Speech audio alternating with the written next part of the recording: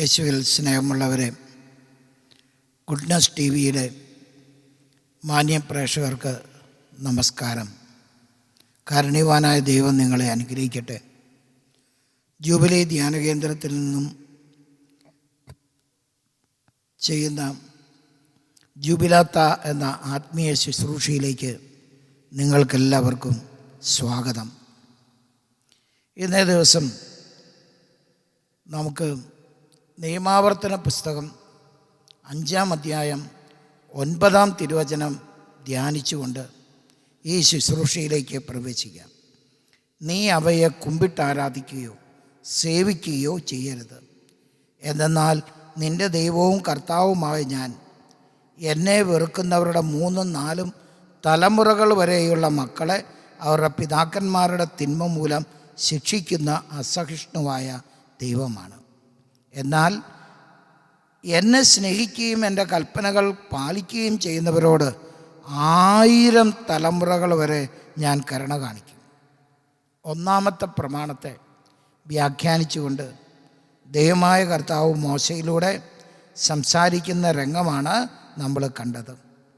കർത്താവ് 1-ാം പ്രമാണം ഇപ്രകാരം മോശയിലൂടെ അരുളിച്ചെയ്തു: അടിമത്തത്തിൻ്റെ ഭവനമായ ഈജിപ്തിൽ നിന്ന് നിന്നെ മോചിപ്പിച്ചു കൊണ്ടുവന്ന നിൻ്റെ ദൈവമായ കർത്താവ് ഞാനാണ്. ഞാനല്ലാതെ മറ്റൊരു ദൈവം നിനക്കുണ്ടാകരുത്. പ്രിയപ്പെട്ടവരെ, കർത്താവ് നമ്മളെ ഓർപ്പിക്കുകയാണ്, ഞാനാണ് നിൻ്റെ ദൈവമായ കർത്താവ്, ഞാനല്ലാതെ മറ്റൊരു ദൈവം നിനക്കുണ്ടാകരുത്. നീ എൻ്റെ സന്നിധിയിൽ കുറച്ച് നാൾ പ്രാർത്ഥിച്ചു, ആരാധിച്ചു, നിൻ്റെ ജീവിതത്തിൽ നിനക്ക് നീ ആഗ്രഹിച്ച പലതും കിട്ടാതെ പോയി. പ്രിയപ്പെട്ടവരെ, അങ്ങനെ വരുമ്പം നമ്മൾ ചിലരെന്ത് ചെയ്യും? ഇവിടെ കിട്ടാതെ വരുമ്പം അവിടെ മറ്റു മതങ്ങളിലേക്ക്, അവിടെയുള്ള ആരാധനാമൂർത്തികളുടെ അടുക്കലേക്ക്, അവിടെ ചെന്നാൽ ഇത് കിട്ടും, ഇവിടെ ചെന്നാൽ ഇത് കിട്ടും എന്നെല്ലാം പറഞ്ഞ് അങ്ങോട്ടും ഇങ്ങോട്ടും ഒക്കെ നിന്നെ പറഞ്ഞയക്കുന്ന വ്യക്തികളെ കണ്ടെന്നിരിക്കാം. വിശ്വാസത്തിൽ അധിഷ്ഠിതം അല്ലാത്ത ഒരു ജീവിതം നീ നയിക്കുന്നുണ്ട്.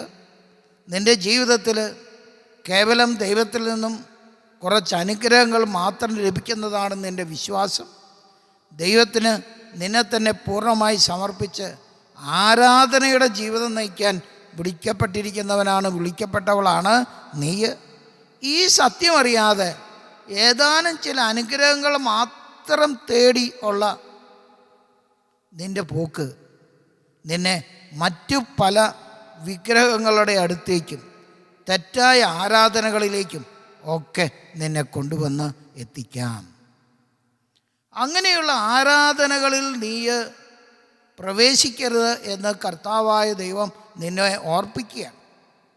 എന്നിട്ട് കർത്താവ് നമ്മളോട് പറയാണ്, നീ അങ്ങനെയുള്ള ആ മൂർത്തികളുടെ മുമ്പിൽ നീ കുമ്പിട്ടാരാധിക്കുകയോ അവയെ സേവിക്കുകയും ചെയ്യരുത്. എന്തെന്നാൽ എന്നെ മറന്ന് മറ്റൊരു ദൈവത്തിൻ്റെ മുമ്പിൽ പോകുന്ന നീ എന്നെ വെറുക്കുന്നവനാണ്. നിൻ്റെ 3-4 തലമുറകൾ വരെയുള്ള മക്കളിലേക്ക് വരെ നീ ചെയ്യുന്ന ഈ തിന്മയുടെ പാപത്തിൻ്റെ പീഡകൾ, മറ്റു വാക്കിൽ പറഞ്ഞാൽ ശാപങ്ങൾ കടന്നു വരുമെന്ന് നീ ഓർത്തുകൊള്ളുക എന്ന് ദൈവം നമുക്ക് മുന്നറിയിപ്പ് തരികയാണ്.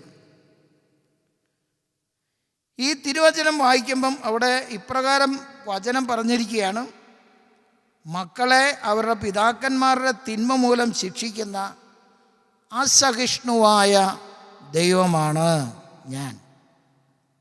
ദൈവം പറയാണ്, അസഹിഷ്ണുവായ അല്ലെങ്കിൽ അസൂയാലുവായ ദൈവമാണ് ഞാൻ.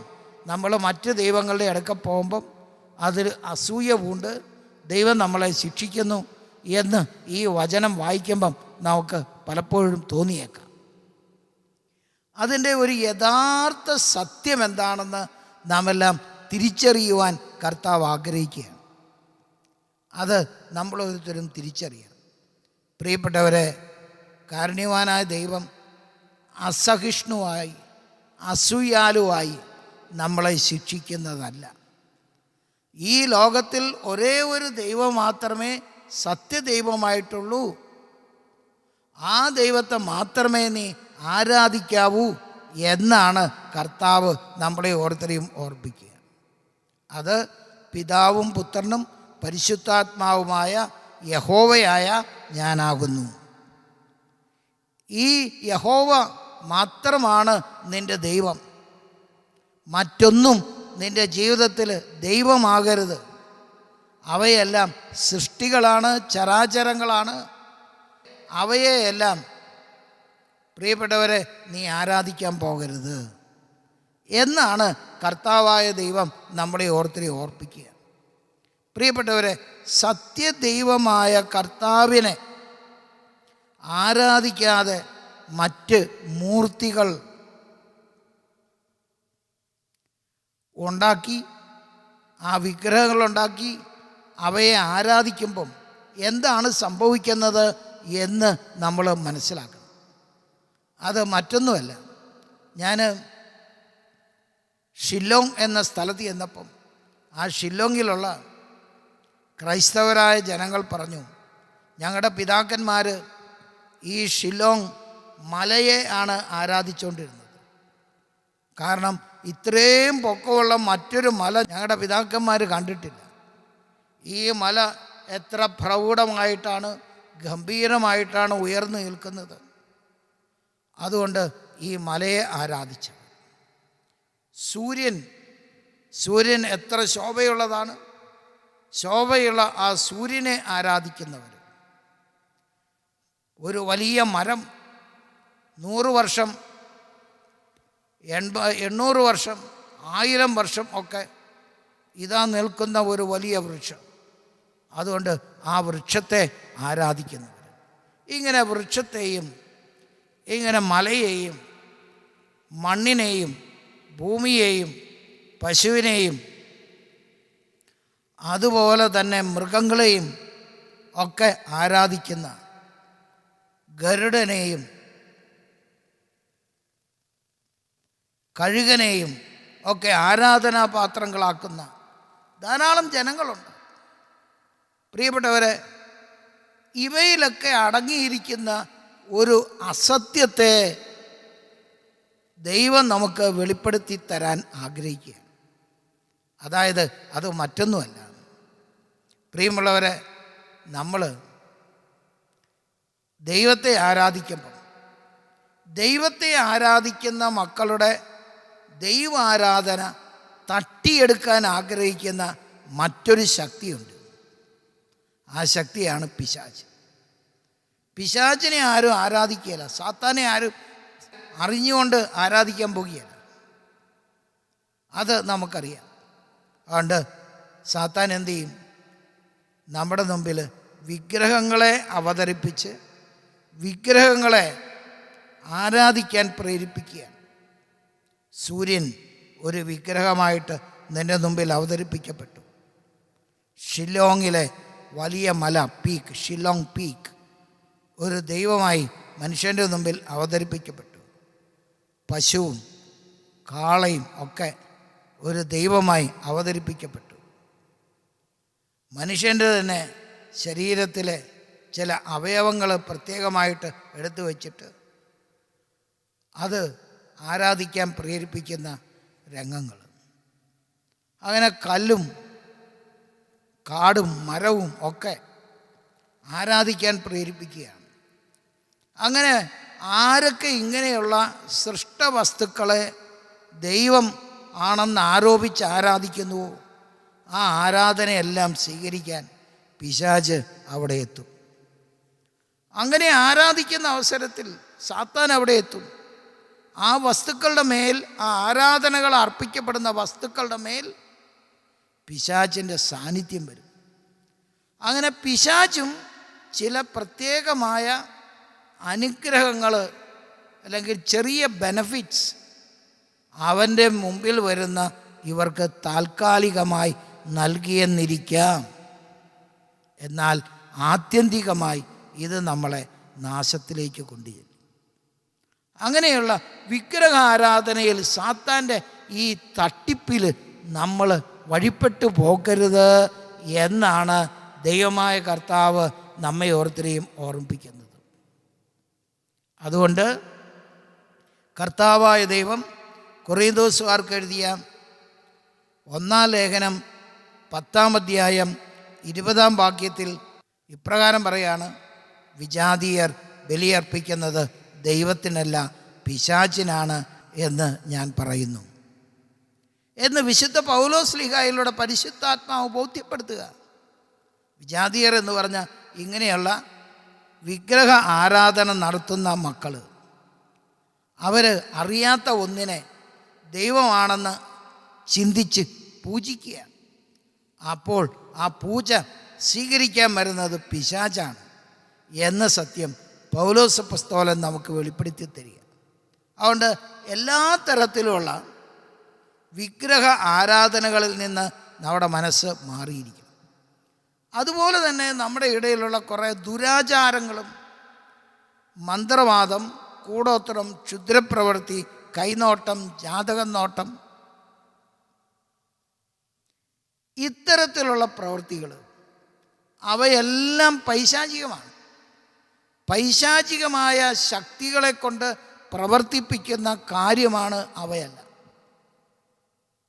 ഇവയ്ക്ക് പിന്നിലുള്ള ആ തത്വം എന്താണെന്ന് വെളിപ്പെടുത്തുന്ന ഒരു തിരുവചന ഭാഗം നിങ്ങളുടെ മുമ്പിൽ ഞാൻ കൊണ്ടുവരാം. അപ്പസ്തോല പ്രവർത്തനം 16 അധ്യായം 16 വാക്യത്തിൽ ഈ കാര്യം പൗലോസ് അപ്പസ്തോലനിലൂടെ വെളിപ്പെടുത്തപ്പെടുന്നുണ്ട്. പ്രിയപ്പെട്ടവരെ, അവിടെ ഒരു പ്രാർത്ഥനാ കേന്ദ്രത്തിലേക്ക് പൗലോസ്ലീഹ പോയിക്കൊണ്ടിരിക്കുമ്പം ഭാവി ഫലം പ്രവചിക്കുന്ന ഒരാത്മാവ് ബാധിച്ച ഒരടിമ പെൺകുട്ടിയെ കണ്ടു.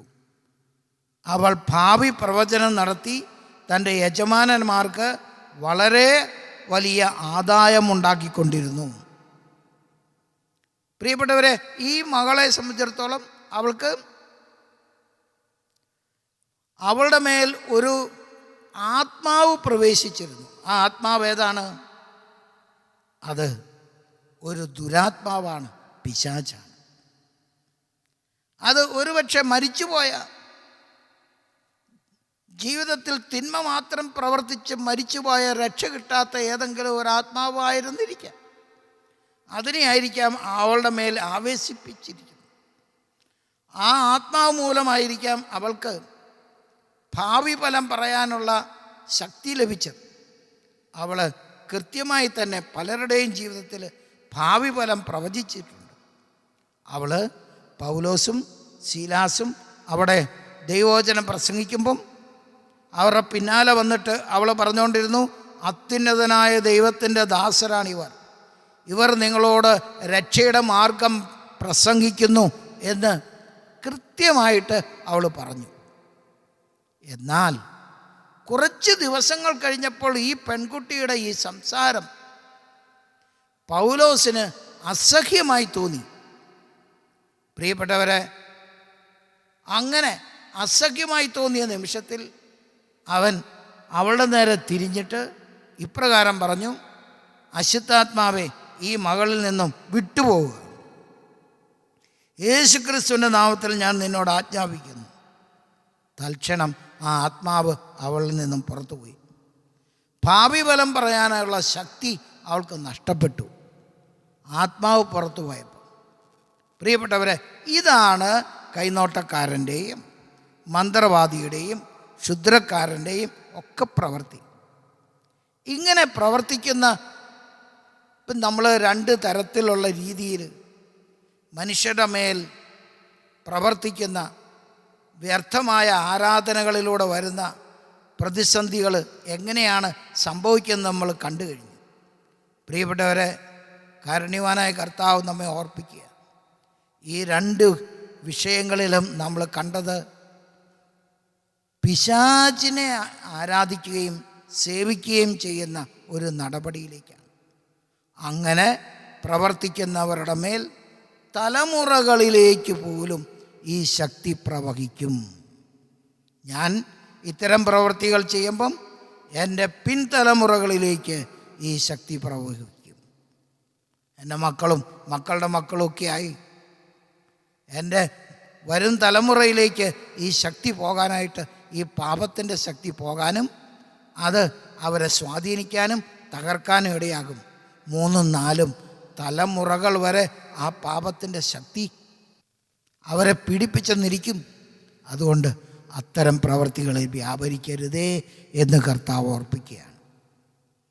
നമ്മിലൂടെ ഇത്തരത്തിലുള്ള തെറ്റുകൾ ഉണ്ടായെങ്കിൽ അതെല്ലാം യേശു ക്രിസ്തുവിൻ്റെ പാദത്തിങ്കൽ സമർപ്പിച്ച് പാപസങ്കീർത്തനം കുമ്പസാരത്തിലൂടെ വിശുദ്ധി നേടുക, അനുതപിക്കുക, തിരിച്ചു വരിക, അതിൻ്റെ പീഡകളും ശാപങ്ങളും നീക്കി നമ്മളെ വിശുദ്ധീകരിക്കുന്ന, വിടുതൽ തരുന്ന കർത്താവാണ് നമ്മുടെ കർത്താവായ ദൈവം. നമുക്ക് ആ കൃപയിലേക്ക് കടന്നു വരാം, പ്രാർത്ഥിക്കാം.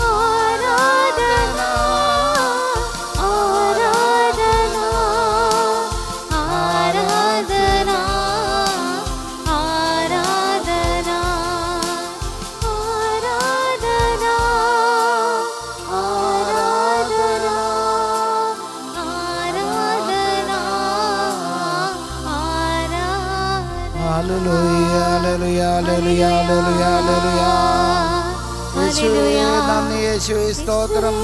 ഹല്ലേലൂയ ഹല്ലേലൂയ ഹല്ലേലൂയ ഹല്ലേലൂയ ഹല്ലേലൂയ ഹല്ലേലൂയ ഹല്ലേലൂയ ഹല്ലേലൂയ ഹല്ലേലൂയ ഹല്ലേലൂയ ഹല്ലേലൂയ ഹരി ഹരി ഹരി ഹരി ഹരി ഹരി ഹരി ഹരി ഹരി ഹരി ഹരി ഹരി ഹരി ഹരി. യേശുവേ സ്തുതി സ്തുതി സ്തുതി. ഹല്ലേലൂയ ഹല്ലേലൂയ.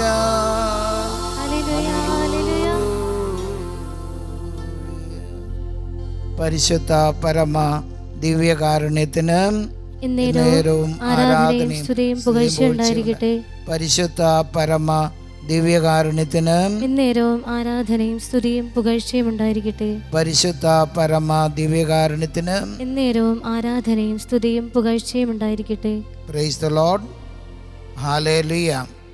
യേശുവേ നന്ദി, യേശുവേ നന്ദി, യേശുവേ സ്തോത്രം, യേശുവേ സ്തോത്രം, യേശുവേ ആരാധന, യേശുവേ ആരാധന. Hallelujah hallelujah. യേശുവിൽ പ്രിയമുള്ള സഹോദരി സഹോദരന്മാരെ, നമ്മുടെ ജീവിതത്തിൽ ഒത്തിരിയേറെ മേഖലകളിൽ നമുക്ക് പ്രതിസന്ധികളും രോഗങ്ങളും വിട്ടുമാറാത്ത പല ബന്ധനങ്ങളും നമ്മളിലേക്ക് കടന്നു വരാൻ ഏറ്റവും പ്രധാനമായ കാരണം, പ്രിയപ്പെട്ടവരെ, നമ്മൾ കർത്താവായ യേശു ക്രിസ്തു അല്ലാതെ മറ്റ് പിതാവും പുത്രനും പരിശുദ്ധാത്മാവുമല്ലാത്ത മറ്റ് ദൈവങ്ങൾക്ക് പിന്നാലെ പോയിട്ടുണ്ടെങ്കിൽ അവയെല്ലാം നമ്മളിലേക്ക് പലതരത്തിലുള്ള പൈശാചിക സ്വാധീനങ്ങൾ നമ്മളിലേക്ക് കൂട്ടിക്കൊണ്ടുവരുവാൻ ഇടയാകും എന്ന സത്യം നമ്മൾ തിരിച്ചറിയുക. പ്രിയമുള്ളവരെ, കാരുണ്യവാനായ ദൈവം നമ്മളെ ഓരോരുത്തരെയും ഓർപ്പിക്കുന്നു. ഈ നിമിഷം അങ്ങനെ കഴിഞ്ഞ കാലങ്ങളിൽ നമ്മൾ തെറ്റായ വിശ്വാസങ്ങളിലേക്കും ആരാധനകളിലേക്കും കടന്നു പോയപ്പോൾ നമ്മിലേക്ക് കടന്നു വന്ന അന്ധകാര ശക്തികൾ ഇന്നും നമ്മുടെ ജീവിതത്തിൻ്റെ വിവിധ മേഖലകളിൽ നമ്മളെ സ്വാധീനിക്കുകയും തകർക്കുകയും ചെയ്യുന്നു. നമ്മളിലൂടെ ആ പാപത്തിൻ്റെ ബന്ധനം, ആ പൈശാചികമായ പീഡ നമ്മുടെ വരും തലമുറയിലേക്കും കടന്നു വരാനായിട്ടിടയാകും. അവരും അപ്രകാരം ഈ പീഡകൾ ഏൽക്കേണ്ടതായിട്ട് വരും. ആകയാൽ ഇന്ന് ഈ തെറ്റ് തിരിച്ചറിയുന്ന ഈ സമയത്ത് തന്നെ കഴിഞ്ഞ കാലങ്ങളിൽ നമുക്കുണ്ടായ ആരാധനയിൽ നമുക്ക് വന്നുപോയ തെറ്റുകളും ആരാധനയിൽ നമുക്ക് വന്നുപോയ വീഴ്ചകളും ദൈവസന്നിധിയിലേക്ക് ഉയർത്തി മാപ്പ് ചോദിച്ച് നിൻ്റെ കർത്താവായ യേശുക്രിസ്തുവിന് ജീവിതത്തിൻ്റെ ഒന്നാം സ്ഥാനം നൽകി മറ്റൊന്നിനെയും ഇനി ഞാൻ ആരാധിക്കുകയോ കുമ്പിടുകയോ ചെയ്യുകയില്ല, എൻ്റെ കർത്താവായ യേശു അല്ലാതെ മറ്റൊരുവൻ്റെ മുമ്പിലും ഞാൻ തലവണങ്ങി നിൽക്കുകയില്ല എന്ന് തീരുമാനമെടുത്ത് യേശുവിനെ നിൻ്റെ ഹൃദയത്തിൽ ചേർത്ത് നിർത്തുവാൻ നമുക്ക് പ്രത്യേകം പരിശ്രമിക്കാം. വിശുദ്ധ പൗലോസ് അപ്പോസ്തലൻ ഫിലിപ്പിയർക്ക് എഴുതിയ ലേഖനം 3-ാം അധ്യായം 8-ാം തിരുവചനത്തിൽ ഇപ്രകാരം അരുളിച്ചെയ്തു: യേശുക്രിസ്തുവിനെക്കുറിച്ചുള്ള ജ്ഞാനം എനിക്ക് ഏറ്റവും വലുതാകിയാൽ ബാക്കിയുള്ളതെല്ലാം ഞാൻ ഉച്ഛിഷ്ടം പോലെ കരുതുന്നു. അപ്രകാരം നമുക്ക് മറ്റുള്ളതെല്ലാം ഉച്ഛിഷ്ടം പോലെ കരുതുവാൻ യേശുക്രിസ്തു നമ്മുടെ ജീവിതത്തിൻ്റെ ഏകരക്ഷകനും നാഥനുമായി കണ്ട് അവനെ ആരാധിക്കുവാൻ, അവന് വേണ്ടി ജീവിതം സമർപ്പിക്കുവാൻ നമ്മൾ ഓരോരുത്തരും തയ്യാറാകുക. ഇതാ ദൈവത്തിൻ്റെ അത്ഭുതകരമായ രക്ഷയുടെ കൃപ നമ്മളിലേക്ക് കടന്നു വരും. ഒരു നിമിഷം നമുക്ക് നമ്മുടെ ജീവിതത്തിൻ്റെ എല്ലാ തെറ്റുകളെയും കുറിച്ച് നമുക്ക് ഓർക്കാം. നമ്മുടെ ഘോരമായ പാപങ്ങൾ, ആ പാപങ്ങളിൽ നിന്ന് മോചനവും വിടുതലും തരണേ എന്നും നമ്മെ ബന്ധിച്ചിരിക്കുന്ന എല്ലാ ബന്ധനങ്ങളും വിട്ടുപോകട്ടെ എന്നും കർത്താവിൻ്റെ തിരുസന്നിധിയിൽ നമുക്ക് പ്രാർത്ഥിക്കാം. കരുണക്കടലായ കർത്താവിൻ്റെ വലിയ കൃപ നമ്മളിലേക്ക് ഇറങ്ങി വരാനായി നമുക്ക് പ്രാർത്ഥിക്കാം. യേശുവേ നന്ദി, യേശുവേ സ്തോത്രം, യേശുവേ ആരാധന. ഹല്ലേലൂയ.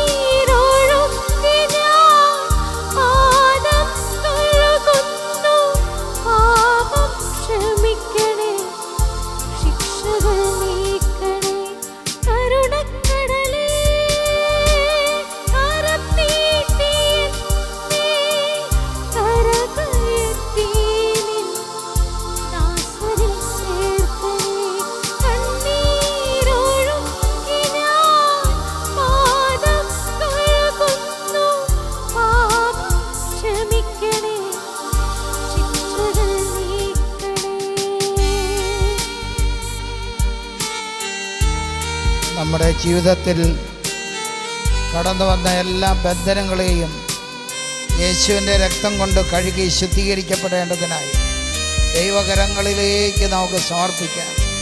കർത്താവിൻ്റെ കരുണയും കൃപയും നമ്മളിലേക്ക് കടന്നു വരട്ടെ. എല്ലാ ബന്ധനങ്ങളും നിർവീര്യമായി തീരട്ടെ.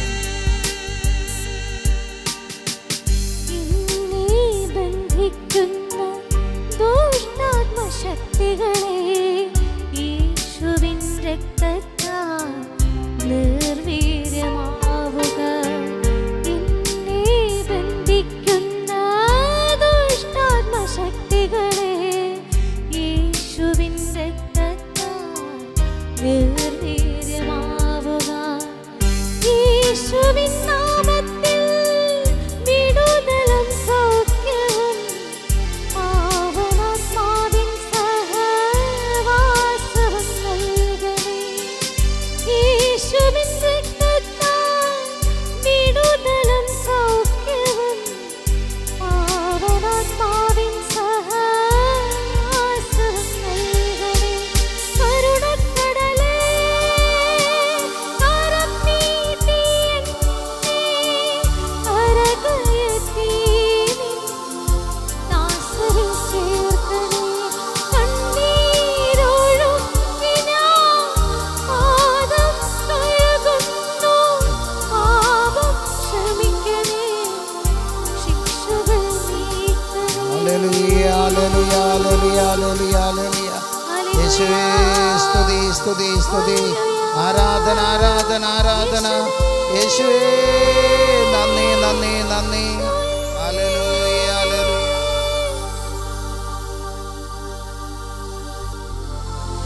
ഹല്ലേലൂയ, ഹല്ലേലൂയ, ഹല്ലേലൂയ, ഹല്ലേലൂയ, ഹല്ലേലൂയ, ഹല്ലേലൂയ, ഹല്ലേലൂയ, ഹല്ലേലൂയ, ഹല്ലേലൂയ, ഹല്ലേലൂയ, ഹല്ലേലൂയ, ഹല്ലേലൂയ, ഹല്ലേലൂയ, ഹല്ലേലൂയ. യേശുവേ, യേശുവേ, യേശുവേ, യേശുവേ, യേശുവേ, പരിശുദ്ധ പരമദിവ്യകാരുണ്യത്തിന് എന്നേരവും ആരാധനയും സ്തുതിയും പുകഴ്ചയുണ്ടായിരിക്കട്ടെ. പരിശുദ്ധ പരമദിവ്യകാരുണ്യത്തിന് എന്നേരവും ആരാധനയും സ്തുതിയും പുകഴ്ചയുണ്ടായിരിക്കട്ടെ. പരിശുദ്ധ പരമദിവ്യകാരുണ്യത്തിന് എന്നേരവും ആരാധനയും സ്തുതിയും പുകഴ്ചയും ഉണ്ടായിരിക്കട്ടെ.